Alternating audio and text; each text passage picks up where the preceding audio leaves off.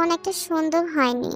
বাসায় আব্বু থাকায় এবং আমার ছোট বোন অসুস্থ থাকায় আমি তেমনভাবে মনোযোগ দিতে পারিনি। সেই জন্য আমার ভিডিওটা দিতেও দেরি হয়েছে এবং তেমন ভয়েস কোয়ালিটিও ভালো হয়নি। আশা করি তোমরা মানিয়ে নেবে। আজ প্রথমবার নিজের ম্যাকবুক নিয়ে বসেছে তে। জিন গতকাল রাতে হাসপাতালে গিয়েছেন, এখনো ফেরেননি। নামজুন নিজের রুম থেকে বের হননি। নাস্তাটা তাই আলাদাভাবেই করা হয়েছে তের। এখন এক মগ ভর্তি চা নিয়ে সে বসেছে ডাইনিং টেবিলে। ম্যাকবুক খুলে প্রয়োজনীয় কিছু টুকটাক ব্যাপার ঠিক করে রাখবে। কিছু সফটওয়্যার যখন সে ইনস্টল করেছে তখন নিজের রুম থেকে বেরিয়ে এলো আইয়ু। একটা ঢোলা টি শার্ট আর ট্রাউজার পরনে। খুব সম্ভবত আজ চেম্বারে দেরিতে যাচ্ছে সে। তের দিকে এক দফা কৌতূহলী দৃষ্টি নিক্ষেপ করে সে সোজা কিচেনে চলে গেল। তার কিছুক্ষণ বাদে 2 তলার সিঁড়ি বেয়ে নেমে এলো জাঙ্কুক। বরাবরের মতোই ট্যাঙ্ক টপ পরে আছে, তবে আজ রং পাল্টে সেটি হয়েছে সাদা, সঙ্গে গ্রে সোয়েট প্যান্ট। চুলগুলো উস্কো খুস্কো। ঘুম থেকে উঠে মুখ ধুয়েই চলে এসেছে। চুল আঁচড়ানোর প্রয়োজন বোধ করেনি। হেলে দুলে কিচেনে চলে গেল জাঙ্কুক। তে বেশ মনোযোগ দিয়ে নতুন অ্যাপসে খোলা নিজের প্রোফাইলটা সাজাচ্ছিল। ঠিক তখনই কিচেন থেকে ধরাম করে একটা ভয়ানক শব্দ ভেসে এলো। পুরো বাড়ি কেঁপে উঠলো বুঝি। চেয়ারে লাফিয়ে উঠলো তে। ঝট করে পিছনে ফিরে তাকালো দেখার জন্য। ইউ ছুকলি ছোচা কুকি ওয়া ওয়া। প্রথমে তে বুঝতে পারলো না কি হয়েছে। সেকেন্ডের মাথায় ডাইনিং টেবিলের উপর ঠাস করে রীতিমতো উড়ে এসে পড়লো আইয়ু। অদূর থেকে তার উপর পশুর মতো ঝাঁপালো জাঙ্কুক। এসে সে খপ করে আইয়ুর গলা চেপে ধরে এমনভাবে ঝাঁকাতে লাগলো যেন মানুষ নয়, গাছের ডাল ধরে ঝুলছে। বের কর আমার ডিম, বের কর এক্ষুনি। তোর ডিম তোর পেটে থাকবে, হাতিয়ে দেখ। আইয়ু দুর্বলতার কোনো লক্ষণ তো দেখাচ্ছেই না, বরং ভাইকে খেয়ে পিয়ে ভীষণ বিনোদন পাচ্ছে বলেই মনে হচ্ছে। তার জবাব শুনে দ্বিগুণ খেপে গেল জাঙ্কুক। আইয়ুকে ধরে একেবারে পুতুলের মতন তুলে হল ঘরের সোফার উপর আছড়ে ফেলে দিল। কোকি উঠে কোমর চেপে ধরে আইয়ু অট্ট হাসি হাসতে লাগলো। তে চিন্তিত হয়ে দ্রুত জিজ্ঞেস করলো, আরে ব্যথা পাবে তো? কি হয়েছে আলাদিন? কি হয়েছে? এই বেটি আমার ডিম খেয়ে ফেলেছে। তুমি ডিম পারো কবে থেকে? তের আহাম্মকি প্রশ্নে জাঙ্কুক চোখ সরু করে এমন ভঙ্গিতে ঘুরে তাকালো যে না চাইতেও এক দফা শয়তানি হাসি গোপন করতে হলো রমণীকে। জাঙ্কুক গুরু গম্ভীর গলায় বলল, আর আমার জন্য সিদ্ধ করা ডিম খেয়ে ফেলেছে ছোটটা, এখন আমি কি খাবো? আমার ডায়েট নষ্ট হয়ে যাবে। আশ্চর্য বাবা, আমি তো শুধু একটাই খেয়েছি, বাকি দুটো গান্ডে পিনতে গিয়ে গেল না। আইয়ু বলতেই প্রতিবাদ করে উঠলো জাঙ্কুক। ইস, মামার বাড়ির আবদার। আমার 3টা ডিমই লাগবে। জিমে গিয়ে দেখ একবার কত কষ্ট, তারপর জ্ঞান দিতে আসিস। You know what? ডিম বের কর, এক্ষুনি বের করবি তুই আমার ডিম। দে আমার ডিম দে, ছোঁচা ছেড়ি। রোমহর্ষক দৃষ্টিতে তে দেখলো জাঙ্কুক নিজের অত বড় শরীরটা নিয়ে আইয়ুর পাতলা শরীরের উপর লাফ দিয়ে ঝাঁপিয়ে পড়লো। 2 ভাই বোনের মাঝে এখন হাড্ডাহাড্ডি লড়াই চলছে। বালিশ কুশন সব এদিক সেদিক লুটিয়ে পড়েছে। আইয়ুকে উল্টো চেপে ধরে তার হাতা পিঠের উপর গুটিয়ে ধরে বাঁকা হাসছে জাঙ্কুক। দৃশ্যটা বহুদিন আগে টিভিতে দেখা রেসলিং খেলার মতো দেখাচ্ছে, যেখানে গাট্টাগোট্টা কিছু পুরুষ নাটকীয় কায়দায় নিজেদের সঙ্গে মারামারি করে। ছোটবেলায় বাবার সাথে বসে বসে তেও দেখতো WWE। এখন সেটা তার চোখের সামনে সরাসরি হচ্ছে। জাঙ্কুক পেছন থেকে আইয়ুর গলা টেনে ধরে সমানে চেঁচিয়ে যাচ্ছে, আর খাবি আর লোভ দিবি আমার জিনিসে? এখন যদি বলি ওগুলো আমি আগে থেকে চেটে রেখে দিয়েছিলাম, হজম হবে তোর? ইস ছি ওয়া। হাসির মাঝখানে মাঝখানে কোকাতে লাগলো আইয়ু। তে দূরে বসে ভাই বোনের কাণ্ড দেখে গেল। তার কেন যেন হস্তক্ষেপ করতে ইচ্ছা হলো না, কারণ দৃশ্যটা বাহ্যিকভাবে যতটা অগ্রাসী দেখাচ্ছে, ভেতরে ভেতরে ঠিক ততটাই সুমধুর। এই বাড়িতে আসার পর থেকে আইয়ু এবং জাঙ্কুকের মাঝে ভাই বোন সুলভ বিশেষ কোনো আচরণ তার চোখে পড়েনি। হয়তো সময়টাই তেমন ছিল। একটার পর একটা গুরু গম্ভীর ঝড়ঝাপটায় গিয়েছে পরিবারটার উপর থেকে। আজ সাত সকালে 2 ভাই বোনকে এক ভিন্ন রূপে দেখে তার কেন যেন ভীষণ মনোমুগ্ধকর লাগছে।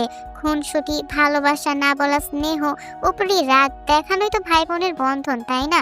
দুজনকে দেখতে দেখতে তে নিজের ভাবনায় হারিয়ে গেল। এই তো কিছুদিন আগেই জিন কিচেনে একসাথে কাজ করতে করতে একটা সুন্দর ঘটনা শুনিয়েছিলেন তাকে। রোমান্সের জগতে হারিয়ে গেল সে। মোলায়েম আলোতে রুমটা পরিপূর্ণ। নরম গদির উপর নড়চড় করছে ছোট্ট একটা প্রাণ। আরামদায়ক সুতির ফতুয়া আর ডাইপার পরনে, ডাগর ডাগর জলজলে চোখে চেয়ে আছে সিলিং এর দিকে। যেখানে ঝুলছে হরেক রকমের রং বেরঙের বেলুন। ছোট শিশু আইইউ পায়ে পায়ে বিছানার কাছে গিয়ে দাঁড়ালো। উকি মেরে দেখলো নাজুক অস্তিত্বটাকে।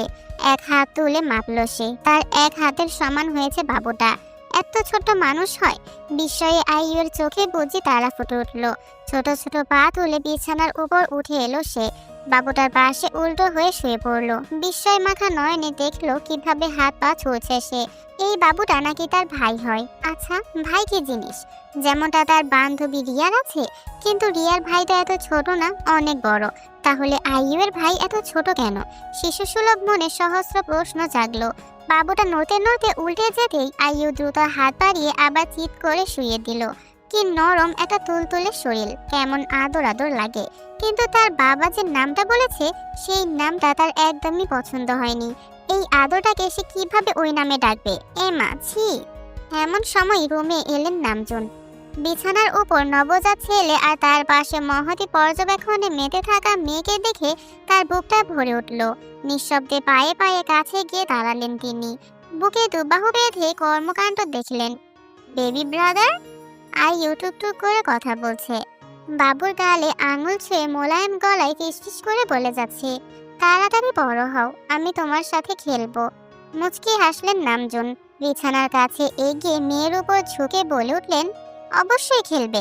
আমার আলাউদ্দিন খুব জলদি বড় হয়ে যাবে, তোমার সাথে ছুটে বেড়াবে খেলার মাঠে। Your brother is going to protect you. আইইউ উঠে বসলো। চোখ মুখ কুঁচকে কেমন যেন অসন্তুষ্ট দৃষ্টিতে পিতাকে দেখলো। নামজনের হাসিখানি মুছে গেল। কি হয়েছে মা আমার? কিছু বলল না আইইউ। মেয়ের মান ভাঙাতে বিছানায় বসে নাজুক বাচ্চাটিকে নিজের হাতের মাঝে তুলে মেয়ের দিকে এগিয়ে দিলেন নামজুন। ভাইকে কুলে নেবে না? গাল ফুলিয়ে আইইউ হঠাৎ বলে বসলো, ড্যাড, আমার তো আলাউদ্দিনকে কোলে নিতে ইচ্ছে হয় না। নামজুন ছোট মেয়ের মুখে এমন কথা শুনে তাজ্জব বনে গেলেন। কয়েক সেকেন্ড চেয়ে রইলেন। আলাউদ্দিন নামটা তিনিই রেখেছেন, তাতেই মেয়ে এত চটবে জানা ছিল না। মাথা কাত করে তিনি মিষ্টি হেসে শুধালেন, তবে কাকে কোলে নিতে ইচ্ছে হয় আমার মায়ের? আইইউ দুহাত এগিয়ে দিল। বুকের মাঝে ছোট্ট ভাইয়ের শরীরটা জাপটে ধরে জবাব দিল, আলাদিনকে। আলাদিন?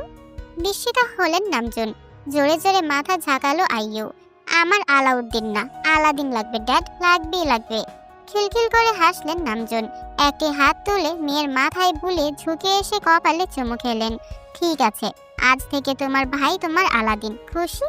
ইয়ে, আমার ভাই আলাদিন! মেয়েকে টেনে নিজের কোলে বসালেন নামজুন। অশ্রুসিক্ত মুগ্ধ নয়নে দেখলেন কিভাবে বুকের ভেতর পরম যত্নে আইইউ আগলে রেখেছে নিজের ভাইকে। ওই সময়ে তার মনে হলো ওইটুকু মুহূর্তের মাঝে তার জীবনের সবটুকু সার্থকতা নিহিত। রোমন্থের জগৎ থেকে তে বেরিয়ে এলো হুট করেই। চোখ পিটপিট করে সামনে তাকিয়ে দেখলো আইইউ আর জাঙ্কুককে, যারা আপাতত WWE বক্সিং ম্যাচ থামিয়ে একে অপরের সঙ্গে চুক্তি স্বাক্ষর করছে। তোর জন্য আমি চেম্বার থেকে আসার সময় কেএফসি প্যাকেট নিয়ে আসবো, ডিল? আইইউ এর অফারে জাঙ্কুকে আগ্রহী মনে হলো। গলা খাকারি দিয়ে হাতের আঙুল গুনে গুনে সে বলল, দুটো কেএফসি প্যাকেট, দুটো ফ্রেঞ্চ ফ্রাই আর 3টা টাব আইসক্রিম। একটা কেএফসি প্যাকেট, একটা ফ্রেঞ্চ ফ্রাই, একটা টাব আইসক্রিম।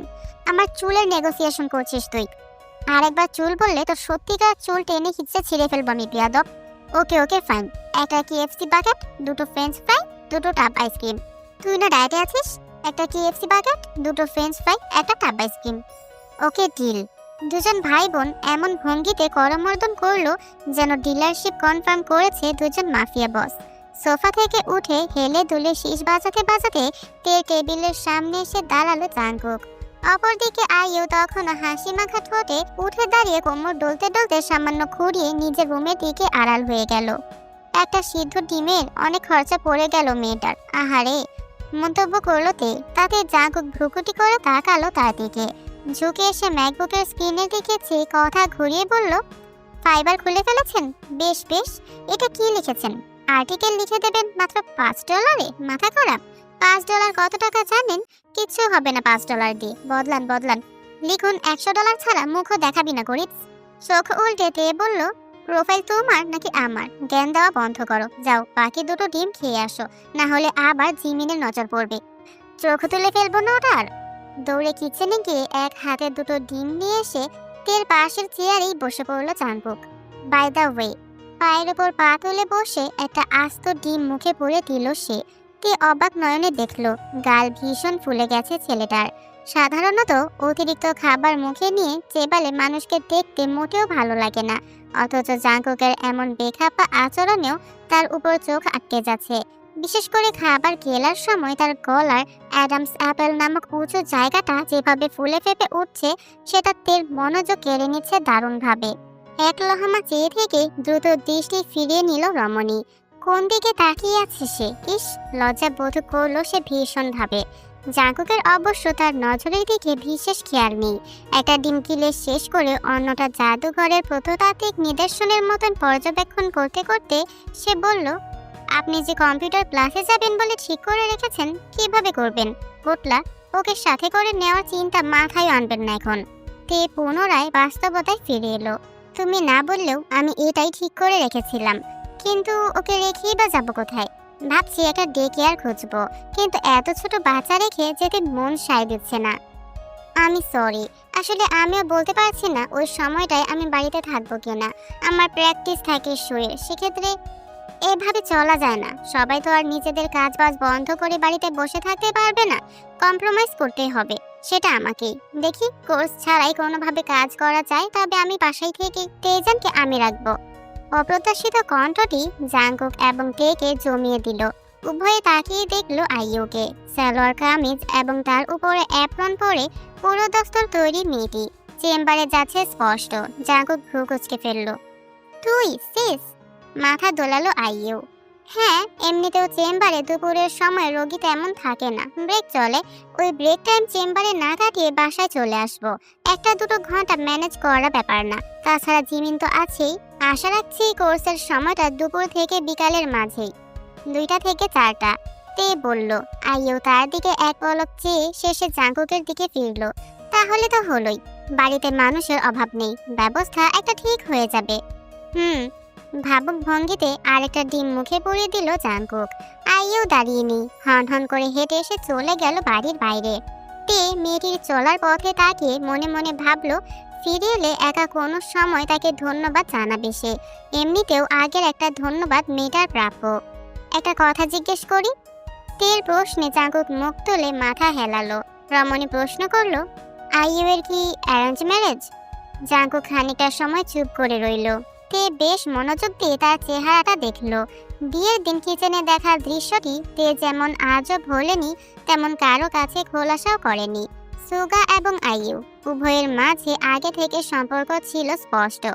জাঙ্কুক কি নিজের বেস্ট ফ্রেন্ড আর বোনের মাঝেকার রহস্যময় সম্পর্কের কথা জানে না? বুঝতে পারলো না সে অভিব্যক্তি দেখে। জাঙ্কুক চেয়ারে হেলান দিয়ে উত্তর করলো, হ্যাঁ। যেই হোক, দোলা ভাইয়ের মায়ের স্কুল ক্লাসমেট ছিল মম, সেখান থেকেই কথাবার্তা। হঠাৎ এই প্রশ্ন? না, এমনি। দ্রুত মুখ ফিরিয়ে ম্যাকবুকে মনোযোগ দিল। চায়ের মগটা তুলে নিয়ে লম্বা একটা চুমুক দিয়ে নামিয়ে রাখলো। জাঙ্কুক মুখ ঘুরিয়ে তাকে দেখলো, তারপর মগটাকে। চা? মগটা নিজের হাতে তুলে নিল জাঙ্কুক। ঘুরিয়ে ফিরিয়ে দেখে বলল, কোনখানে চুমুক দিয়েছেন? প্রশ্নটা তেকে অবাক করলো। এটা জিজ্ঞেস করেছে কেন হঠাৎ? ছেলেটা খেতে চায় নাকি? তে আঙুল তুলে দেখিয়ে দিল। তার ঠোঁটে দেয়া লিপ জেলের কারণে অতি হালকা একটা ছাপ পড়ে গিয়েছে এখানে। তে ভাবলো বোধহয় জাঙ্কুক সে যেখানে চুমুক দিয়েছে সেই জায়গাটা এড়িয়ে যেতে চাইছে, তাই জিজ্ঞেস করেছে। অথচ তাকে হতবাক করে দিয়ে জাঙ্কুক তীর্যক হেসে বলে উঠল, ওকে, থ্যাঙ্কস। চুমুক দিল জাঙ্কুক, ঠিক যেখানে তে ঠোঁট বসিয়েছে একদম সেই স্থানের উপর। লিপ জেলের হালকা ছাপ লেপটে গেল জাঙ্কুকের ঠোঁটে। প্রসারিত দৃষ্টি মেলে দেখল তে। এক মুহূর্তের জন্য ইচ্ছে হলো মগটা জাঙ্কুকের হাত থেকে ছিনিয়ে নেয়, অথচ একটুও নড়তে পারল না। বেশ লম্বা একটা চুমুক চা পান করে অবশেষে মগটা নামিয়ে রাখলো জাঙ্কুক। সঙ্গে সঙ্গে জিভ বের করে নিজের ঠোঁট চেটে নিতে নিতে বলল, চা এত সুস্বাদু হয় তা আগে জানতাম না। বুকের ভেতরটা ধক করে উঠল তেল। জাঙ্কুক ঝুঁকে এসে সরাসরি তার ঠোঁটের দিকে চেয়ে বলল, can I have one more sweet lips, I mean tea please. তৎক্ষণাৎ মুখ ঘুরিয়ে ফেলল তে। 2 কান বেয়ে আগুন বেরোচ্ছে তার। ম্যাকবুকের কিবোর্ডের উপর বেশ শব্দ করে ঝোড়ো গতিতে টাইপিং করতে করতে সে খড়খড়ে গলায় বলল, জিমিনকে বলো বানিয়ে দিতে। চেয়ার ঠেলে অযথায় দুলতে দুলতে বিস্তর শয়তানি হাসি মেখে তেল উজ্জ্বল শ্যামলা মুখবর্ণে লালচে ছাপ প্রাণ ভরে দেখে গেল জাঙ্কুক। পরদিন সন্ধ্যাবেলা জাঙ্কুক কিছুক্ষণ আগে বাইরে থেকে ফিরেছে। সারাদিন সে প্র্যাকটিসের জন্য বাইরে থেকেছে। পরে জিম আর জিম থেকে থানায় গিয়েছিল খবর নিতে। কোনো অগ্রগতির কথা জানা যায়নি। বিষয়টা বাড়িতে কাউকে আপাতত বলেনি সে। রুমে চলে গিয়েছে ফ্রেশ হতে। আজ জিম, আইয়ু এমনকি নামজনও বাড়িতে আছেন। পরিবারটির উপর দিয়ে গত কয়েকদিনে যত ঝড় গিয়েছে তার জন্য তের খারাপ লাগছে। সন্ধ্যা হতে না হতে সে কিচেনে হাজির হয়েছে। আজ বিশেষ নাস্তা তৈরি করার সিদ্ধান্ত নিয়েছে সে সবার জন্য। গরম গরম সিঙ্গারা, সাথে মাংসের ডুবু ডুবু হালিম। বড় কড়াইয়ে ইতিমধ্যে টকবক করে হালিম ফুটছে। তের বিকালেই বানিয়ে রাখা সিঙ্গারা গরম তেলে ভেজে নিচ্ছে জিমিন। অন্য স্টোভে কেটলিতে পানি বসিয়েছে তেজানকে কিছুক্ষণ আগে খাইয়ে ঘুম পাড়িয়ে রেখে এসেছে, তাই বিশেষ চিন্তা নেই এখন। আজ বাড়ির বারান্দায় ছোটখাটো একটা গল্পের আসর জমেছে। জিন এবং নামজুন একে অপরের সঙ্গে তেমন না মিশলেও আইয়ুই সকলকে মাতিয়ে রেখেছে। তাছাড়া কিছুক্ষণ আগে যেই হবো এসে পৌঁছেছে। সে মূলত আইয়ুকে দেখতে এসেছিল। তে অনুরোধ করে আজকে রাতের জন্য থাকতে বলেছে। সেই অনুরোধ ফেলেনি যেই হোক। কিছুক্ষণ বাদে গোসল সেরে জাঙ্কুকও যোগ দিল। তে এবং জিমিন নাস্তার প্লেট সাজিয়ে নিয়ে গেছে, পরিবেশন করে দিল সবাইকে। ঠিক এমন সময়ই বাড়ির লোহার গেটের সামনে এসে থামলো একটি গাড়ি। দারোয়ান গেট খুলতেই একজোড়া বয়স্ক দম্পতিকে দেখা গেল, সঙ্গে একজন ফিনফিনে শরীরের লম্বা লোক। লোকটা দুই হাতে ধরা প্যাকেট। ওগুলো যে মিষ্টি এবং ফলমূল তাতে কোনো সন্দেহ নেই। তে তাদের চিনতে পারল না। সবার আগে জাঙ্কুকই উঠে গেল। আঙ্কেল আন্টি, আপনারা আসুন আসুন প্লিজ। জিনিসপত্র বয়ে নিয়ে আসা লোকটার হাত থেকে কিছু জিনিস জাঙ্কুক নিজের হাতে নিয়ে নিল। জিমিনও এগিয়ে গেল সাহায্যে। বারান্দায় উঠে আসতে আসতে নরম গলায় জাঙ্কুক শুধালো, লিসা আসেনি? ওই বেচারি কি আর ঘরে আটকে থাকে? একটা ফ্যাশন শো আছে আজ, সেখানে ডিজাইনার আর অর্গানাইজার, ওখানেই ব্যস্ত। উত্তর করলেন লিসার মা আইরিন। জিনও উঠে দাঁড়ালেন, অতিথিদের আমন্ত্রণ জানালেন। চেয়ার নিয়ে এসে বসার ব্যবস্থা করে দিল জিমিন। জিন বললেন, বসুন বসুন, কি সৌভাগ্য, কতদিন পর দেখা আপনাদের সাথে। সেই 3 বছর আগে লিসার জন্মদিনের পার্টিতে শেষ দেখেছি। আপনি তো ওই তল্লাতে এখন আর পাই রাখেন না মিসেস জিয়ন। ছেলের সঙ্গে মাঝে মধ্যে যাতায়াত করলে কি এমন ক্ষতি হয়? মিস্টার চৌধুরী মানে লিসার বাবা সেহুন বললেন এবার। তে অদূরে দাঁড়িয়ে দেখলো, এরা তাহলে ওই লিসা নামের মেয়েটার বাবা মা। জাঙ্কুকদের পরিবারের সঙ্গে ভালোই সম্পর্ক দেখা যাচ্ছে। তবে এত মিষ্টি, ফলমূল, নাস্তার বহর নিয়ে হাজির হয়েছেন কেন? অতিথির বাড়িতে মিষ্টান্ন নেওয়ার একটা সীমা আছে। তে আর চোখে দেখলো, কম করে হলো 10-12 কেজি মিষ্টি আছে, তাও বিভিন্ন ধরনের। এমন ঐতিহ্য কেবল বিয়ে আর শ্বশুর বাড়ি কিংবা কুটুম বাড়িতে গেলেই দেখা যায়। তবে বিষয়টায় ভ্রুক্ষেপ না করার সিদ্ধান্ত নিল সে। মেহমান এসেছে বাড়িতে, বাড়ির বউ হিসেবে আপ্যায়ন করা জরুরি। তাই সে জিমিনের সাথে ভেতরে চলে গেল। পার্টিতে নাস্তা সাজিয়ে মিনিট 20 পরে ট্রে হাতে যখন তে আর জিমিন ফিরে এলো, তখন গল্পের আসর জমে উঠেছে। সেহুন নামজুনের উড়ো চাপড়ে বললেন, তবে চাই বলুন না কেন নামজুন সাহেব, ছেলে একটা তৈরি করেছেন, বাঘের বাচ্চা। আপনার এই ছেলেটার প্রতি যত কৃতজ্ঞতা প্রকাশই করি না কেন কম হয়ে যাবে। আমাদের মেয়েটাকে সকল বিপদ আপদ থেকে ছায়ার মতো আগলে রাখে। জাঙ্কুকের মাথায় হাত বুলিয়ে হেসে বললেন আইরিন। তের কেমন যেন খটকা লাগলো, তবে সেটা সে প্রকাশ করলো না। ঠান্ডা দৃষ্টিতে ঝুঁকে নাস্তা এবং চায়ের কাপ সাজিয়ে দিল। আইরিন তাকে দেখলেন। নতুন মুখ লক্ষ্য করে তিনি কিছু জিজ্ঞেস করতেও চাচ্ছিলেন, তবে তার আগেই সেহুন বলতে শুরু করলেন, দেখুন নামজুন সাহেব, ভনিতা আমার পছন্দ না, সরাসরি বলছি। এসব কথায় যত স্পষ্ট থাকা যায় ততই মঙ্গল, বুঝেছেন? কি সব কথা? প্রশ্ন করলেন নামজুন। তিনিও দ্বিধান্বিত, বুঝতে পারছেন না কোথায় ইঙ্গিত করা হচ্ছে। আইরিন জানালেন, সেদিন কিছু না চিন্তা করেই, কোনো পরোয়া না করেই যেভাবে আমাদের পরিবারটাকে জাঙ্কুক আগলে গেল, সেটা প্রশংসার দাবিদার। আপনাদের ছেলে যত তারিফই করি না কেন অনেক কম হয়ে যাবে। বাড়ির প্রত্যেক সদস্যের মুখেই ক্রমশ দ্বিধা ফুটে উঠতে লাগলো। সেই দ্বিধা দেখে অবশেষে সেহুন আসল উদ্দেশ্যটা প্রকাশ করলেন। নামজুনের একটা হাত ধরে বললেন, মেয়ের বাবা হিসেবে আগে বলা যদিও অদ্ভুত, তাও বলছিলাম, আপনাদের ছেলেটা যদি আমাদের বাড়ির জামাই হয় তাহলে আমরা অত্যন্ত আনন্দিত হব। আমাদের পরিবারের বন্ধনটা শুধু বন্ধুতে সীমাবদ্ধ না থেকে কুটুম বাড়ি হয়ে দাঁড়ালে খুশির কোনো সীমানা থাকবে না। কি বলেন বিআই সাহেব? বাড়ির প্রত্যেকটা মানুষ স্তব্ধ হয়ে গেল।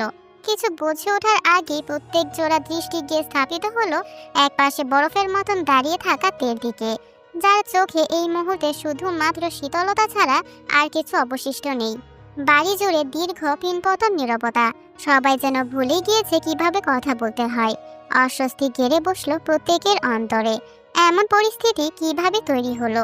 সমস্ত জীর্ণতা ভেঙে সবার আগে প্রতিক্রিয়া করলেন জিন।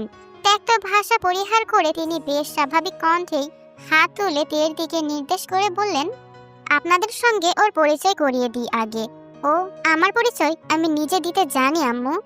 অবশেষে মুখ খুলল শীতল রমণী। কোনো কিছুর পরোয়া না করে সামনে এসে দাঁড়ালো।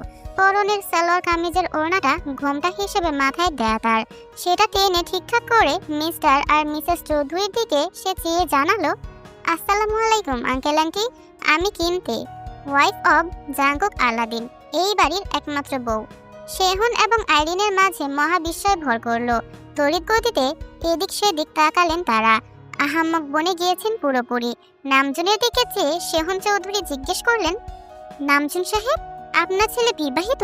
আমরা জানতাম না। লিসাও তো কিছুই বললো না। কবে হলো? এই বছরের 22 এপ্রিল। আপনার সঙ্গে আমি কথা বলছি আঙ্কেল। আমার সঙ্গে কথোপকথন চালালে ভালো হয়। ঝট করে তের দিকে ফিরে তাকালেন শেহুন। মুখটা সামান্য লালচে হলো তার। বোঝাই যাচ্ছে এমন গর্ধব প্রমাণিত হওয়ায় এবং তের তীক্ষ্ণ কথায় অপমানিত বোধ করছেন। আইরিন সেই তুলনায় সহনশীল। তিনি দ্রুত বললেন, ও এটা একটা ভুল বোঝাবুঝি। মিসেস জিয়ন, নামজুন সাহেব, আমরা সত্যিই জানতাম না জাঙ্কুকের বিয়ে হয়ে গিয়েছে, তাই এমন একটা পরিস্থিতির সৃষ্টি হয়েছে। মাফ করবেন। বাড়ি বয়ে এসে আপনাদের অস্বস্তিকর অবস্থায় ফেলা আমাদের উদ্দেশ্য ছিল না। আমরা তো শুধুই নিজেদের মেয়েটার কথা চিন্তা করছিলাম। বড় হয়েছে, অনেকের খারাপ নজরেও পড়ে গিয়েছে। ওর একটা ব্যবস্থা যত দ্রুত করা যায় ততই মঙ্গল। তাই তাড়াহুড়ো করে বুঝেনি তো মেয়ের বাবা মায়ের কষ্ট। সকলে একে অপরের দিকে তাকালো। জিন এবং নামজুন গুরুজন হিসেবে কিছু বলার আগেই তে বলে বসলো, ভুল বুঝাবুঝি? আপনাদের মেয়ে কিছুই বলেনি? কিন্তু সেদিনই তো আমাদের বিয়ের রিসেপশন পার্টিতে বেশ সেজেগুজে তৈরি হয়ে এসেছিল। এত ভালো বান্ধবী আমার হাজবেন্ডের, এত ভালো সম্পর্ক আপনাদের পরিবারের, তবুও কিছুই জানলেন না? বেশ, বিশ্বাস করে নিলাম আপনারা কিছুই জানতেন না। তবে দুঃখিত, এটা বিশ্বাস করতে পারছি না যে এর পেছনে আপনাদের মেয়ের কোনো হাত ছিল না।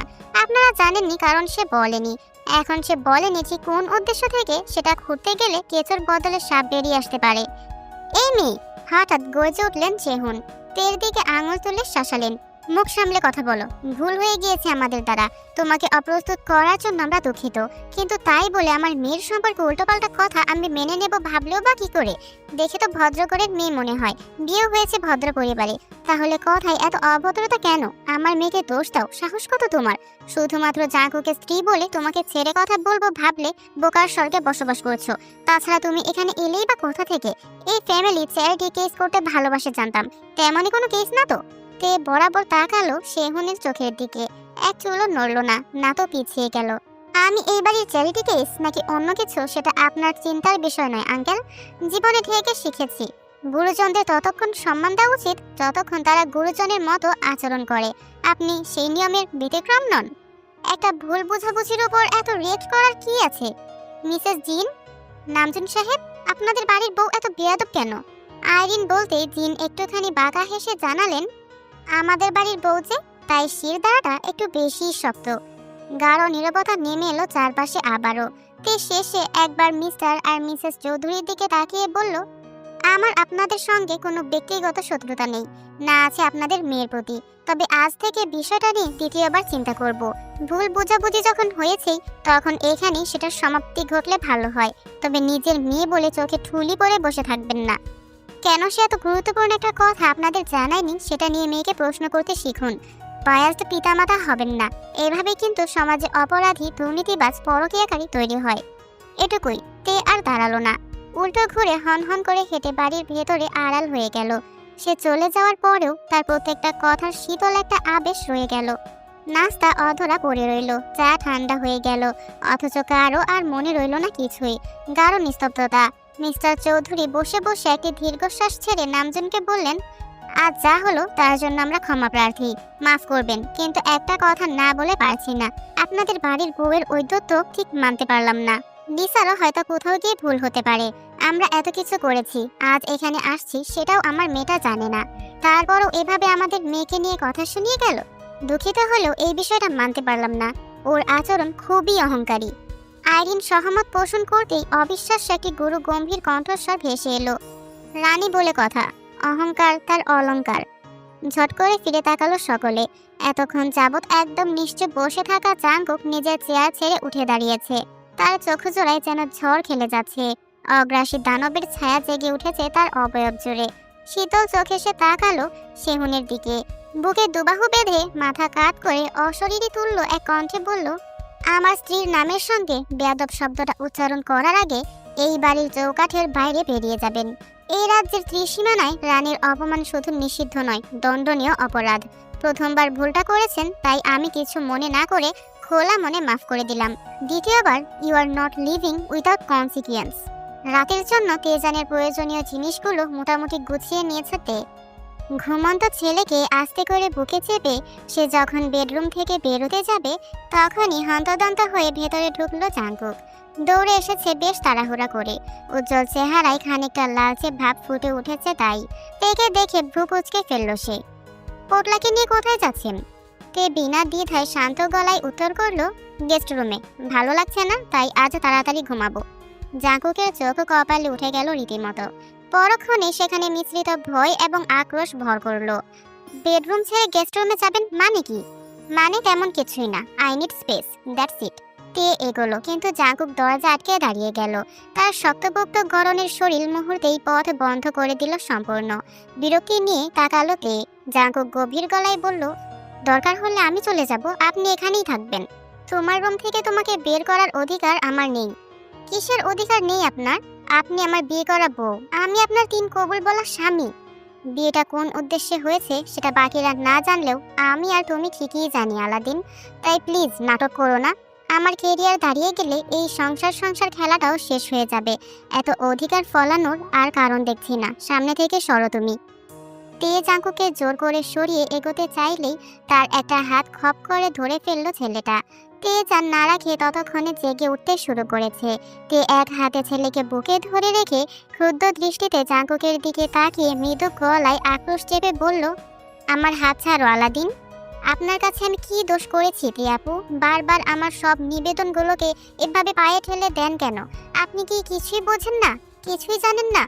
খপ করে তের চিবুক চেপে ধরে নিজের সঙ্গে দৃষ্টি মেলালো জাঙ্কুক। জলজলে চোখে চেয়ে বলল, আপনার চোখে আমার জন্য এমন শীতলতা দেখলে আমার অন্তরে রক্তক্ষরণ হয়।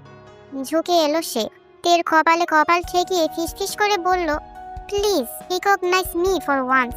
আজকে যা হয়েছে তার জন্য আমি সরি। আমি সত্যিই বুঝিনি আমার করা একটা কাজ এতগুলো ঘটনার জন্ম দেবে। তে এক হাতে ধাক্কা দিয়ে জাঙ্কুকে দূরে সরিয়ে দিল।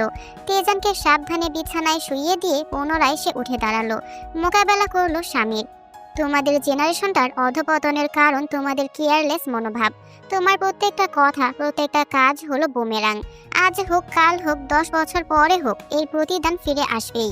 কিন্তু তোমাদের এই ডোন্ট কেয়ার ভাব সাময়িকভাবে খুবই কুল লাগলেও দিন শেষে অধপতন ডেকে আনে, সেটা তোমরা বুঝতে পেরেও মানতে চাও না। উল্টো এর একটা নামও দিয়ে রেখেছ। জীবন উচ্ছন্নে গেলে কি যেন বলো তোমরা? Oh, cooked, my life is cooked, right? Jungkook নিঃশব্দে চেয়ে রইল তের দিকে। রমণীর আজ কিছু একটা হয়ে গিয়েছে। তেজানের দুর্ঘটনার পর থেকে এই পরিবর্তনটা ভালোভাবে দেখা যাচ্ছে। এক হাতে তালি বাজে না আলাদিন। আজকে যা হয়েছে তার পেছনে কোনো না কোনো ভাবে তোমারও দায় জড়িয়ে আছে। হাহাকার করে উঠল জাঙ্কুক। আমি কি করেছি? লিসা আমার খুব ভালো friend. She is like a safe place for me. যখন আমার কাছে কেউ ছিল না তখন সুগা আর লিসা ছিল। How can I just simply forget her part? আমার সমস্যা লিসাকে নিয়ে নয়, তোমাকে নিয়েও নয়। আমি তোমার কাছে বিয়ের সময় শুধু একটা কথাই চেয়েছিলাম আলাদিন। আমি বলেছিলাম রমণী ঘটিত কোনো প্রকার ব্যাপার যেন আমার সামনে না আসে। অথচ তোমার ফোনে আজও বান্ধবীর নাম্বার লিসা বেব নামে সেভ করা। এবার জাঙ্কুক জমে গেল। তের কথাটা সত্যি। বিয়ের আগে বন্ধুত্বের হিসাবে কাজটা করা হয়েছিল ঠিক, কিন্তু বিয়ের পর আর বদলানোর ব্যাপারটা তার মাথায় আসেনি। সরি, আমি ভুলে গিয়েছিলাম, এক্ষুনি চেঞ্জ করে দিচ্ছি। নিজের ফোন বের করতে পকেটে হাত ভরলো জাঙ্কুক। তে হাত তুলে তাকে থামালো, একটি নিঃশ্বাস ফেলে বলল, থাক আলাদিন, আমি বুঝি তোমারও একটা ব্যক্তিগত জীবন আছে।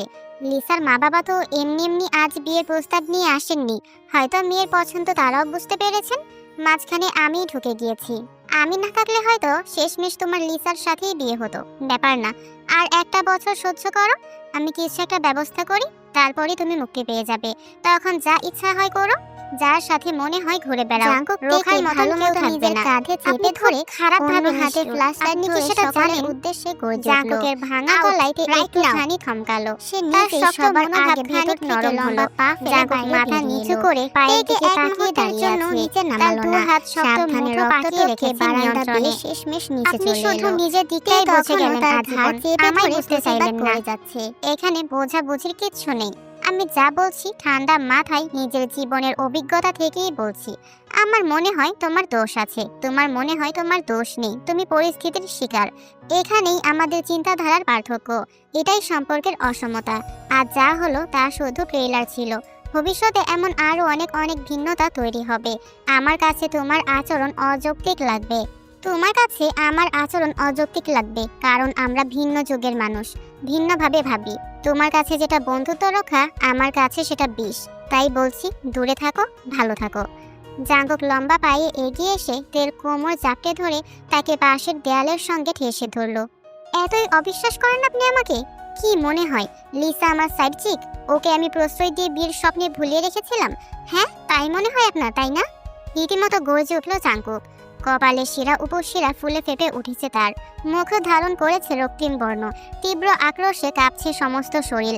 মেজাজ হারিয়ে ফেলেছে সে, কিন্তু তে মেজাজ হারালো না। একদম ঠান্ডা গলায় স্বামীকে মোকাবেলা করলো। তুমি হয়তো প্রশ্রয় দাওনি, অন্য কেউ সেটাকে প্রশ্রয় হিসেবে ধরে নিয়েছে। নির্বাক চেয়ে রইল আলাদিন।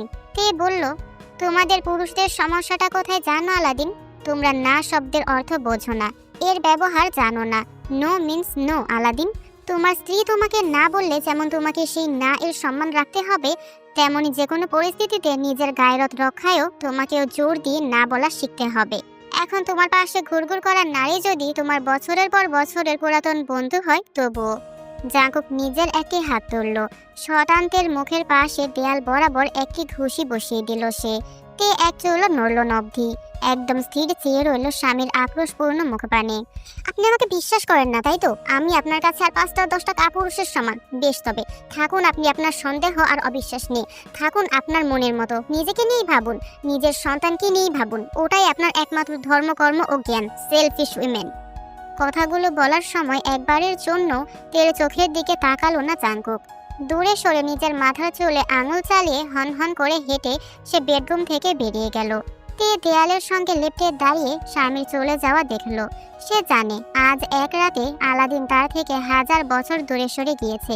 সেটাই তো তে চেয়েছিল। এই সম্পর্কে আবেগ যত কম জড়াবে, সম্পর্কের বাঁধন ছিঁড়ে ফেলাও তত সহজ হবে। অথচ তার বুকের ভেতরে এমন চিনচিন ব্যথা হচ্ছে কেন? রুমটা অন্ধকারাচ্ছন্ন। বিছানার উপর চিত হয়ে শুয়ে আছে জাঙ্কুক। কোনো আলো জ্বালায়নি। বাইরের বাগানের বাতির হলদেটে আলো আবছাভাবে রুমের ভেতর এসে পড়ছে। পিনপতন নীরবতায় বিঘ্ন ঘটাচ্ছে ঘড়ির টিকটিক আর্তনাদ। চোখ বুজে আছে জাঙ্কুক, 2 হাত পা বিছানায় ছড়ানো। কম্বল টেনে গায়ে দেওয়ার প্রয়োজনও মনে করেনি। পায়ে স্লিপার্স এখনো রয়ে গিয়েছে, না পোশাক বদলেছে না কিছু খুলে রেখেছে। গত 1 ঘন্টা যাবৎ সে এভাবেই শুয়ে আছে। এক পাশে নাইট স্ট্যান্ডের উপর রাখা ফোনটা তার থেকে থেকে ভাইব্রেট করছে। জানে কে কল করেছে, লিসা। তবে জাঙ্কুক সেই ফোন ধরলো না। দিন দুনিয়ার বোধ তার মাঝ থেকে হারিয়ে গিয়েছে। অন্ধকার ক্রমশ গুমট হয়ে চেপে ধরতে চাইছে যেন জাঙ্কুককে।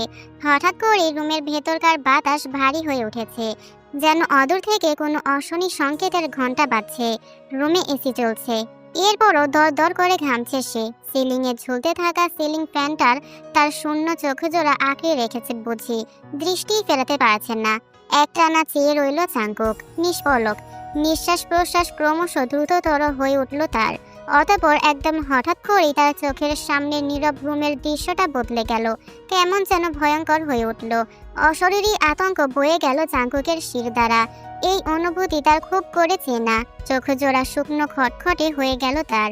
চেহারায় ভর করলো ভয়। তারপরই দেখতে পেল সে সিলিং ফ্যানের সঙ্গে ঝুলছে একটি ফাঁসির দড়ি। হালকা বাতাসে এদিক সেদিক দুলছে। সেই দড়ির ছায়া পাশের দেয়ালে প্রতিফলিত হচ্ছে। টিং টিং টিং। ঘন্টা বাজছে কোথাও, মৃত্যুর ঘন্টা। জাঙ্কুক উখড়ে গেল, নিজের দুই কান চেপে ধরল সজোরে। তার গলা তীরে আর্তনাদ বেরিয়ে এলো, অথচ কেউই শুনল না সে চিৎকার। সে দেখতে চায় না ওই দড়ি, ওই ঘন্টা, না না না। কুকি! কণ্ঠটা হঠাৎ ছেদ ঘটালো মুহূর্তে। জাঙ্কুক জমে গেল সম্পূর্ণ, চোখ পিটপিট করে তাকালো। বিছানার পাশে এসে বসেছে চিন্তিত মুখের আইয়ু। ভাইয়ের কপালে হাত রেখে তাপমাত্রা মাপছে। ঘেমে নিয়ে একাকার জাঙ্কুক। বিস্ফোরিত দৃষ্টিতে সে দেখলো আইয়ুকে। পরক্ষণেই মুখ ঘুরিয়ে তাকালো সিলিং ফ্যানের দিকে। ফাঁসির দড়িটা আর নেই। হ্যালুসিনেশন হচ্ছিল তার। বুকের ভেতর আটকে রাখা দীর্ঘ একটা শ্বাস ফেললো জাঙ্কুক। ঢোক গিলল সজোরে। আইয়ু ঝুঁকে বলল, তোর শরীর খারাপ লাগছে, মমকে ডেকে আনি? আইয়ু উঠতে গেল, অথচ পারল না। জাঙ্কুক নিজের শক্তিশালী দুবাহুর মাঝে জাপটে ধরল বোনের কোমর। কোলে মাথা গুজে দিল শিশুর মতন। আইয়ু সেখানেই জমে গেল। ঝুঁকে ভাইকে নিজের কোলে শুইয়ে জড়িয়ে ধরে রাখলো অনেকটা সময় ধরে। মাথায় সান্ত্বনার হাত বুলিয়ে দিল। শেষমেশ ফিসফিস করে আর্তনাদ মাখা গলায় শুধালো, তুই আবার এই রুমে কেন এসেছিস? জাঙ্কুক নিজের বাহুর জোর বাড়ালো। আইয়ুর কোলে মুখ গুজে দাঁতের দাঁত পিষে হাহাকার করে বলে উঠল, I hate her so much sis. ঘৃণা করলে এত আগলে রাখিস কেন? জাঙ্কুক ক্ষণিকের জন্য উত্তর করল না। অতঃপর কাঁপা কাঁপা গলায় বলল, যে চোখে আমার মরণ, সেই চোখকেই করেছি বরণ। মরণ যে আমায় আকর্ষণ করে, কি করে ঠেকাই তারে?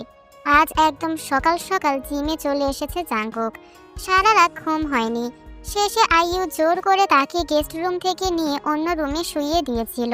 তবু ওই দুচোখের পাতা এক করতে পারেনি সে কোনো মতেই।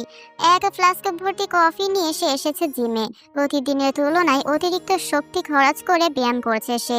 তার ট্রেনার অবধি কিছুক্ষণ আগে সাবধান করে দিয়ে গিয়েছে শরীরে এত ধকল না দিতে। কিন্তু জাঙ্কুক থেমে নেই। এক হাত মেঝেতে ঠেকিয়ে একের পর এক পুশ আপ দিয়ে যাচ্ছে। শরীর প্রায় ভেঙে আসছে তার। বুক এবং কপাল বেয়ে ফোটায় ফোটায় ঘাম গড়াচ্ছে ম্যাটের উপর। আমরা ভিন্ন যুগের মানুষ, ভিন্নভাবে ভাবি। তোমার কাছে যেটা বন্ধুত্ব রক্ষা, আমার কাছে সেটা বিষ। তাই বলছি, দূরে থাকো, ভালো থাকো। আর একটা বছর সহ্য করো। আমি কিছু একটা করি, তারপরই তুমি মুক্তি পেয়ে যাবে। তখন যা ইচ্ছা হয় করো, যার সাথে মনে হয় ঘুরে বেড়াও। রোখার মতন কেউ থাকবে না। কথাগুলো এখনো গম গম করে কানে বাজছে তার। একটা সময় জাঙ্কুক আর নিতে পারল না। ম্যাটের উপরই উপর হয়ে ধরাস করে শুয়ে পড়ল। এক হাতে প্রবল এক ঘুষি বসিয়ে দিল শক্ত পাথুরে মেঝেতে। ব্যথায় টন টন করে উঠল সর্বাঙ্গ। দাঁতে দাঁত পিষে সে বিড়বিড় করল, স্বার্থপর, আস্ত একটা স্বার্থপর মহিলা। সকাল 8টা বাজতে শুরু করেছে। মানুষজন সবে জিমে আসতে শুরু করেছে ওয়ার্কআউটের জন্য। অথচ জাঙ্কুক তখন জিম থেকে বেরোচ্ছে। একদম নীরবে নিজের টি শার্ট গায়ে চড়িয়ে সে হন হন করে বাইরে বেরোলো।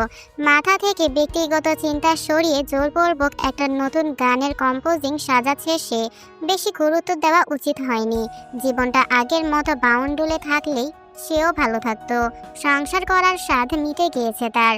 একটা সিগারেট ধরিয়ে ফুঁকতে ফুঁকতে জাঙ্কুক যখন গাড়ির দিকে এগোচ্ছে, তখনই পেছন থেকে একটা চওড়া গলার মেয়েলি ডাক ভেসে এলো, জিনি ওয়েট। জাঙ্কুক থমকালো। পিছন ঘুরে তাকানোর প্রয়োজন হলো না। সে জানে কি আসছে। দৌড়ে তার সামনে এসে দাঁড়ালো লিসা। একটা ট্রাউজার আর ফ্রক পরনে, চুলগুলো খোলা, দুলছে বাতাসে। চোখে খানিক উদ্ভ্রান্ত দৃষ্টি, হাঁপাচ্ছে সে। সুগা বলল তোকে এখানেই পাওয়া যাবে। লিসা জানাতেই জাঙ্কুক ভ্রু কুঁচকে ইংরেজিতে একটা গাল দিল বুঝি। শালাকে আজকেই ব্লক মারবো। জিনি, আমার ফোন ধরিসনি, অন্তত কথাটা একটু শোন। কি শুনবো তোর কথা? আমার ম্যারেজ লাইফে আগুন লাগিয়ে দেওয়ার জন্য থ্যাঙ্কস, আর কিছু? আমি সরি জিনি, প্লিজ। জাঙ্কুক চলে আসছিল, কিন্তু লিসা তার হাতের কবজি চেপে ধরলো। বলতে লাগলো, আমি সত্যিই জানতাম না মা বাবা তোদের বাড়িতে সোজা বিয়ের প্রস্তাব নিয়ে চলে যাবে। ক্রিসের ঘটনাটার পর থেকেই আমার জন্য তাড়াহুড়া করে সম্বন্ধ দেখা শুরু করেছে। আমি বলেছিলাম এখনই বিয়ে করতে চাই না। তোর বিয়ের কথাটা ওদের জানানোর বিষয়টা আমার মাথায় একদমই ছিল না রে। ফ্যাশন শো নিয়ে ব্যস্ত ছিলাম অনেক। আমি বাবা মাকে খুব বকেছি, বিশ্বাস কর। আমাকে না বলি এত বড় একটা কাণ্ড করার জন্য। আমার তোর ব্যক্তিগত জীবনে সমস্যা তৈরি করার উদ্দেশ্য ছিল না। একটু বোঝার চেষ্টা কর আমাকে। এবার একটু থামলো জাঙ্কুক। খানিক দ্বিধায় পড়ে গেল। মনোযোগী দৃষ্টিতে লিসার দিকে তাকালো। তুই সত্যি বলছিস? কার কসম দিলে তুই বিশ্বাস করবি বল? লিসার কাছ থেকে নিজের হাতটা আস্তে করে সরিয়ে নিল জাঙ্কুক। তারপর কপালে আঙুল ঘষে একটি দীর্ঘশ্বাস ফেলল। আপন মনে বলল, ঠিক এই কারণেই আবেগ অনুভূতি একদম ভালো লাগে না আমার। লিসা খানিকটা সচেতন কণ্ঠে শোধালো, কি হয়েছে? তোর বউ এসব নিয়ে ঝামেলা করেছে? জাঙ্কুক জমে গেল। এক মুহূর্ত দ্বিধা করলো, শেষমেশ গাড়ির দরজায় হেলান দিয়ে দাঁড়ালো। সিগারেটটা ধীরে ধীরে সেবন করতে লাগলো। লিসা চলে গেল না, বন্ধুর পাশে সেও হেলান দিয়ে দাঁড়ালো। দুজনের দৃষ্টি আবদ্ধ দূরের আকাশপানে। সকাল হাওয়ায় এখনো সূর্যের তেজ বাড়েনি বিধায় আলোটা স্নিগ্ধ লাগছে। আমি মেয়ে, আমাকে বলতে পারিস, মেয়ে হয়ে মেয়েকে বুঝবো না? লিসার আশ্বাসে জাঙ্কুকের অন্তরে খানিক তীর ধরলো। অবশেষে সে মুখ খুলল, তোকে আমি সবসময় কি বলে এসেছি লিসা? সুদর্শনের মুখে খানিক বিষণ্ণতার ছায়া পড়ল। That you are not serious about feelings. ঠিক তাই, তোকে আমি অনেক আগেই বলেছি এইসব প্রেম ভালোবাসা আমার জন্য না। আমি কমিটমেন্টে থাকতে পারবো না। তুই সব জেনে বুঝেই আমার পাশে ছিলি, অস্বীকার করতে পারবি? না, পারবো না। আমি সব জেনেই তোর পাশে ছিলাম। তাহলে উনি কেন বুঝতে পারছে না? উনি কেন বারবার একটা সিম্পল বিষয়কে চুইংগামের মতন টেনে হিচড়ে লম্বা করছেন? I messed up, I know, কিন্তু তার মানে এই না আমি ওনার এক্স হাজব্যান্ডের মতন পরকীয়া করে বেড়াচ্ছি। ওনার এক্স হাজব্যান্ড পরকীয়া করতো? অবাক হয়ে গেল লিসা। জাঙ্কুক খানিক বিব্রত বোধ করলো। কাঁধে তুলে জানালো, আমি বিস্তারিত জানি না, মম এটুকুই বলেছে। আমিও এটুকুই জেনেছি। কখনো ওনাকে সরাসরি এর বেশি কিছু জিজ্ঞেস করিনি। কিন্তু সেটা বিষয় না। বিষয় হলো উনি অন্য কারো ছাঁচে ফেলে আমাকে মাপছেন। অন্য কারো দোষের বোঝা আমি কেন টানবো বলতে পারিস? তুই তো জেনে বুঝেই বিয়ে করেছিস। মমের কথাতে বিয়ে করেছি, শুধরে দিল জাঙ্কুক। যদিও তার নিজের অন্তরই তখন থেকে প্রতিবাদ জানাচ্ছে সে মিথ্যা কথা বলছে। তো উনি কি এখন তোকে সন্দেহ করছেন? লিসা প্রশ্নে মাথা নাড়ালো জাঙ্কুক। সিগারেটের লম্বা একটা টান দিয়ে বলল, আমি জানি না উনি কি ভাবছেন, কি করছেন, কেন করছেন, আমি কিছুই বুঝতে পারছি না। সব শুনে বেশ কিছুক্ষণ চুপ করে রইল লিসা। তারপর একটি নিঃশ্বাস ফেলে বলল, দেখে জিনি, রাগ করিস না। তোর বন্ধু বলেই বলছি, তোর উত্থান পতন আমি দেখেছি সবটাই। এখন আমি আগের কথাই বলবো, এজ ম্যাটার্স। ওনার জেনারেশনের সঙ্গে আমাদের জেনারেশনের অনেক ফারাক। ওই সময় বাবা মায়ের সন্তানের উপর নিজেদের সিদ্ধান্ত চাপিয়ে দেয়া যাচ্ছিল। সির্ফ ভদ্রতার দোহাই দিয়ে সবাই সবকিছু চুপচাপ মেনে যেত। আমাদের জেনারেশন সেটা মানতে পারে না, আমরা প্রতিবাদ করে ফেলি। সেই প্রতিবাদ আবার আমাদের মুরব্বীদের কাছে বেয়াদবি মনে হয়। আজকালকার ছেলেমেয়েরা নাকি উচ্ছন্নে যাচ্ছে, হ্যাঁ ঠিক অনেকাংশে, কিন্তু আজকালকার ছেলেমেয়েরা নিজেদের ইচ্ছা মতো বাঁচতেও শিখছে। We are breaking the trauma cycle. Jungkook নিঃশব্দে শুনে গেল। তোর বউ নিজের মতন করে ভাবছে। ওনাদের সময়কার চিন্তা ভাবনা থেকে উনি বের হতে পারছেন না। এজন্য ওনার কাছে তোকে অপরাধী লাগছে। এটা আজ না হয় কাল হওয়ারই ছিল। পার্টিতে আমার কথা শুনে হয়তো তুই রাগ করেছিলি, কিন্তু এটাই সত্য যে তোদের সম্পর্কে অনেক ইচ্ছা শক্তি না থাকলে মানিয়ে চলাটা কষ্টকর হবে। আজ স্পষ্ট হলো তোদের সম্পর্ক নামে থাকলেও ইচ্ছা শক্তির অভাব। ভবিষ্যতে ব্যাপারগুলো আরো জোরালো হবে। তখন তোর নিজেকে শৃঙ্খলিত মনে হবে। এই শৃঙ্খলিত জীবন তোর জন্য না। তুই মুক্ত স্বাধীন পাখি যে উড়তে ভালোবাসে, তোর জন্য খাঁচা নয়। কি করব আমি? কি করতে বলিস? নষ্ট করে ফেলবো? ডিভোর্স দিয়ে দেবো নাকি? সেটা কে বলেছে? তুই একটু ভাব, নিজের সিদ্ধান্তের উপর প্রতিফলন ঘটা। ঠান্ডা হয়ে ভেবে দেখ তোর জন্য কোনটা সঠিক, সেটাই তোর সিদ্ধান্ত হওয়া উচিত। জাঙ্কুক মুখ তুলে লিসার দিকে তাকালো। শান্ত ভঙ্গিতে তার দিকে তাকিয়ে আছে মেয়েটি। এক মুহূর্তের জন্য তার মনে হলো লিসা যেভাবে তাকে বুঝেছে সেভাবে তে কোনোদিন বুঝতে চায়নি। তৎক্ষণাৎ অন্তরে মহা আতঙ্ক ভর করলো তার। এসব কি ভাবছে সে? মাথা চেপে ধরল সে এক হাতে। সিগারেট হাতের আঙুলে ফসকে পড়ে গেল রাস্তায়। লিসা তার অভিব্যক্তির হঠাৎ পরিবর্তনে বেশ ঘাবড়ে গেল। কি হয়েছে তোর জিনি? জাঙ্কুক টলে উঠতেই লিসা জাপটে ধরে ফেললো বন্ধুকে। দাঁড়া, আমি পানি নিয়ে আসছি, কাউকে ডেকে আনছি এক্ষুনি। লিসার কাঁধে হাত রেখে তাকে নিজের কাছ থেকে দূরে ঠেলে দিল জাঙ্কুক। মেয়েটার দিকে তাকাতে পারছে না সে। বুকের ভেতর মারাত্মক এক গ্লানি খামচে ধরেছে।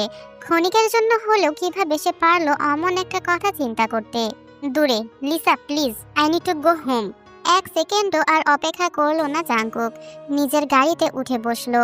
ইঞ্জিন অন করে স্বাভাবিকের তুলনায় খানিকটা বেশি গতিতে গাড়ি চালিয়ে সে রাস্তা ধরে এগিয়ে গেল। লিসা নিজের জায়গায় ঠায় দাঁড়িয়ে বন্ধুর চলে যাওয়া দেখে গেল যতক্ষণ না সে দৃষ্টির আড়াল হয়। সারা রাত ঘুম হয়নি তের। অসংখ্য চিন্তা মাথায় ঘুরপাক খেয়েছে। তেজান গত রাতে খুব বেশি বিরক্ত করেনি। মাত্র একবার কি দুইবার শুধু খাওয়ার জন্য উঠেছিল, অথচ এরপরেও তের বিশ্রাম হয়নি। মনে হচ্ছে যেন 1000 বছর ধরে ঘুমায় না সে। শরীরে এতটাই ক্লান্তি। 8:30 বাজতে না বাজতেই উঠে ফ্রেশ হয়ে বারান্দায় এসে দাঁড়ালো সে। সকালের বাতাস যদি তার উদ্ভ্রান্ত মনটাকে একটু শান্ত করতে পারে তবে ক্ষতি নেই। বেশ খানিকটা সময় নীরবে দাঁড়িয়ে প্রকৃতি দেখে গেল তে। কাল রাতে বুকের ভেতর শুরু হওয়া যন্ত্রণাটা এখনো যায়নি তার, বরং মনে হচ্ছে সময়ের সাথে পাল্লা দিয়ে বাড়ছে ক্রমশ। বাতাসের ঝাপটা তার গায়ে লাগছে ঠিকই, তবে আরামটুকু সে গ্রহণ করতে পারছে না। মনে হচ্ছে মাথায় একটা ভারী চাপ নিয়ে ধরছে সে। এমন সময় বাড়ির গেটের ভেতরে এসে থামলো একটা গাড়ি। চিনতে অসুবিধা হলো না তের, ওটা জাঙ্কুকের গাড়ি। গ্যারেজ অবধি গেল না সে, ইটের ঢালাই দেওয়া পাথরের একপাশে থামালো। অতঃপর দরজা খুলে বাইরে বেরিয়ে এলো জাঙ্কুক। পরনে কালো হাফ হাতা টি শার্ট, বেশ টাইট ফিটিং হওয়ায় শরীরের গঠন স্পষ্ট বোঝা যাচ্ছে। ঠোঁটে ঝুলছে একটা আধ খাওয়া সিগারেট। তামাকের ধোয়া বাতাসে ছেড়ে বাড়ির দিকে এগোলো সে। ঠিক তখনই উপরে নজর গেল তার। তেকে বারান্দায় দেখে পরনের টি শার্টটা টেনে খুলে ফেললো জাঙ্কুক। সদ্য জিম থেকে আসায় তার শরীর এখনো সেই উত্তেজনার মাঝে রয়ে গিয়েছে। টি শার্ট কাঁধে ঝুলিয়ে ইচ্ছাকৃতভাবে দুহাত উপরে তুলে আড়মোড়া ভাঙার ভঙ্গি করলো সে। তাতে তার বাহুর মাংসপেশি ভীষণ ফুলে ফেপে উঠল। উজ্জ্বল ত্বকে আলোর প্রতিফলনের কারণে চিকচিক করতে লাগলো। শক্ত পাথরের মতন উদরে মাংসপেশির খাঁজ কাটা ভাঁজ। ধীরে ধীরে হেঁটে বাড়ির দিকে এগোলো সে। ভাবখানা এমন যেন তেকে সে দেখতেই পায়নি চোখে। অপরদিকে বারান্দা রেলিং ধরে দাঁড়িয়ে সকাল সকাল এমন দৃশ্যের সাক্ষী হয়ে হতবাক হয়ে গেল তে। ফেল করে চেয়ে রইল। জাঙ্কুক এখনো বাড়ির ভেতরে ঢোকেনি। একেবারে অহেতুক ভাবে থামের সঙ্গে হেলান দিয়ে দাঁড়িয়ে এখন নিজের ফোন ঘাটার ভং ধরেছে সে। টি শার্টটা কাঁধেই ঝুলছে, উদাম শরীর তার। স্নিগ্ধ আলোর প্রতিফলনে সবকিছু একদম স্পষ্টভাবে দেখা যাচ্ছে, কোনো রাগঢাক নেই। তে চোখ সরু করে ফেললো। রেলিংয়ে চেপে বসলো তার হাত। আপন মনে সে সন্দিগ্ধ কণ্ঠে ফিসফিস করলো, এই ছেলেকে আমাকে আকর্ষণ করার চেষ্টা করছে, অবিশ্বাস্য। জাঙ্কুক আরো একটু আয়াস করে হেলান দিল। যতবার সে নজর করছে তার অঙ্গ প্রত্যঙ্গের সঞ্চালন আকর্ষণীয়ভাবে চোখে পড়ছে। তে ঝট করে দৃষ্টি ফিরিয়ে নিল। পরক্ষণে আবার চোরের মতন ফিরে তাকালো। নিজের প্রতি বিরক্ত হয়ে নিজেই আবার চোখে বুঝে গাল মন্দ করলো তে। মাথা চেপে ধরলো। সরাসরি না তাকালেও আর চোখে স্ত্রীর প্রত্যেকটা প্রতিক্রিয়া বেশ ভালোভাবে পর্যবেক্ষণ করছে জাঙ্কুক। বাঁকা একটি হাসি ফুটলো তার ঠোঁটে। হেলে দাঁড়ালো সে। জিনিস তো আপনারই, শুধু দেখলে হবে। তে ফিরে তাকালো, এবার একেবারে সরাসরি। উজ্জ্বল শ্যামলা মুখে হালকা লালিমার পরদ। জাঙ্কুক আরো একটু ভাব নিয়ে দাঁড়ালো। ঠোঁটে সিগারেট পুড়ে ফ্যাশন ম্যাগাজিনের মডেলদের মতন পোজ দিল। তে বোধ হয় কিছু বলতে চাইছিল, তবে ভাগ্য এবার সহায় হলো না। অতিরিক্ত ভাব নিতে গিয়ে একটু বেশি হেলে গিয়েছে জাঙ্কুক।